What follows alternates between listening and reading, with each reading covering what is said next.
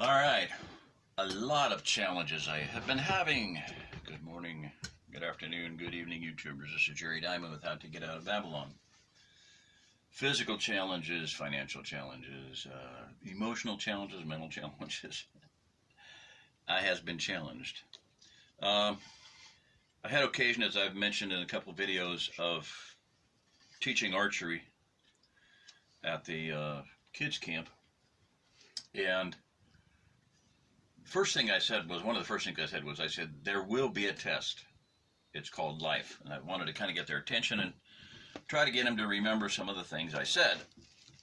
Nobody remembered that was the first thing I said, or one of the most important things I said, but oh well. Another thing I said after that, I said that I have a lot of weapons with me.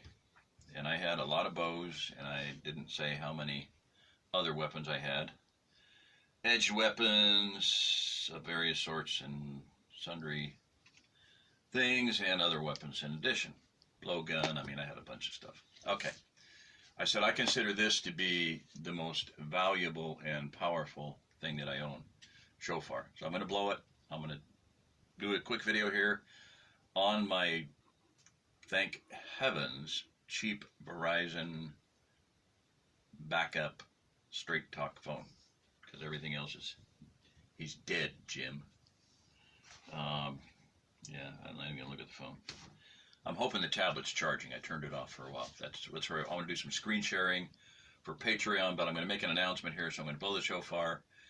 Nehemiah 4:20, when ye hear the sound of the shofar, resort ye hither to us, and Yahweh our Elohim shall fight for us. So I'm going to blow this.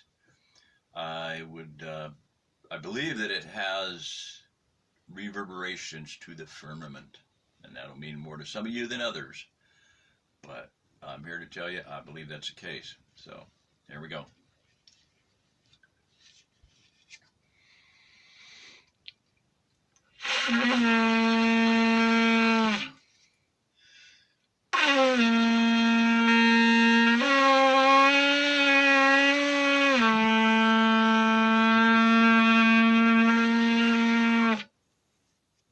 Two notes. I made it myself, so it's not a professional.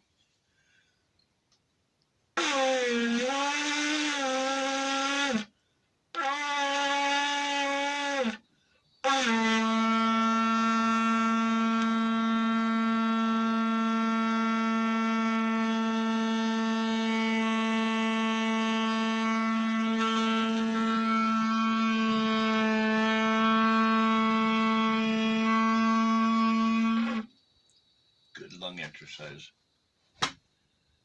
Went to a Chinese doctor, and one of the tests was he held a Bic lighter at arm's length. He said, blow. I was about 4 feet away, actually. I blew it out. He goes, after he looked at me over, he goes, he just did an assessment, what do you call it, a diagnostic, whatever. He said, you're not in bad shape. Then I got cellulitis. I'm in bad shape right now. All right. I'm going to do a statement, an announcement. If my tablet charges up and the sun's out and it looks like it's a clear day, teepee's drying out, the liner's drying out, my teepee tent's drying out. Anyway,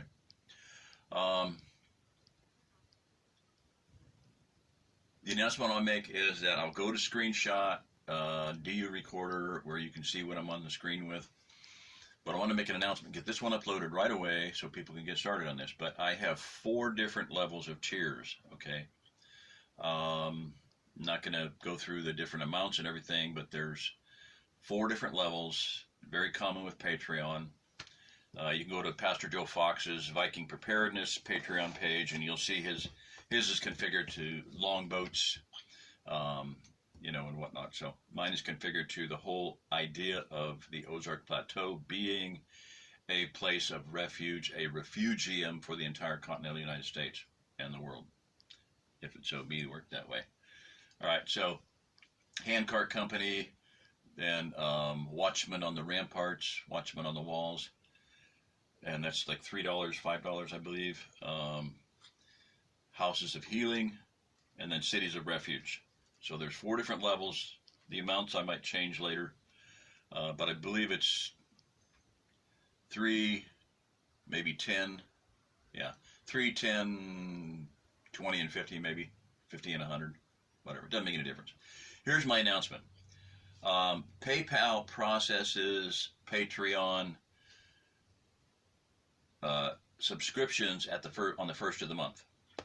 Today is the last day of June. So for everyone who subscribes, and I'm going to say the first 100 subscribers, if you subscribe at $3 level, you'll be getting the second higher level one. And the next highest, I think it's $10, you'll be getting the third highest level. And I want to boost it to, 1,000 as soon as possible. And I know that'll take a while, but at least 100. I'd like to get 100 today. In fact, I'll say this. For the first 100 subscribers, you'll get all of the tiers, whatever the highest tiers, if you want them. I mean, I'm going to be doing some things, I'm going to tell you, reading some books, things that not everybody's going to be interested in. Either theologically or preppers type stuff, a little bit too maybe hardcore. One book is that I would definitely consider reading, and I'll probably do this for the highest tier, and Lucifer's Hammer. For many, many decades, I considered this the quintessential, the fifth essence of survivalist prepper, material, until Lights Out came out. I've just got a few things sitting around here. I'm going to just show a couple of them. I might do things on underground gardening, biodome, maybe not. But definitely things like Restoring the Foundations by James Stivers. I started reading that many, many moons ago. Bible Law and U.S. Constitution. This is some things I have laying around. But one that I definitely want to do is, and I have it with me somewhere, is the book by Mike Brown, Tom Brown, sorry. The Tracker for Cold Weather Survival. Cold weather is going to bite a lot of people, and it's going to kill a lot of people because they don't know how to deal with it. Hypothermia will kill you. You're not going to freeze to death. Hypothermia will kill you. Shivering, not keeping your body core warm, that's what will kill you. That's why I knew that the cellulitis was so bad, because it can kill you real fast. And it doesn't have to be hypothermia per se. Your body temperature, your body core just drops. So bad. And one of my subscribers wrote in and said her brother and father both have it, so I gave them as much advice as I could. But a lot of books like that, I'm not going to make any promises right now. I'm going to read as much as possible. I have really good reception. I just need to get a power source, a solar powered charger source that is independent of the operation here, because it's not set up yet. If the sun's out, I can charge. If it doesn't, I'm out of luck. I can't run my engine, on the car. I don't have enough money for gas for that. So I'm hoping to get 100 subscribers today. If you subscribe today, if you're the first 100, you will get all 4 tiers if you want them. And we can arrange that via email later on. Okay? So that's it. I'm going to upload this. There's so many things going on.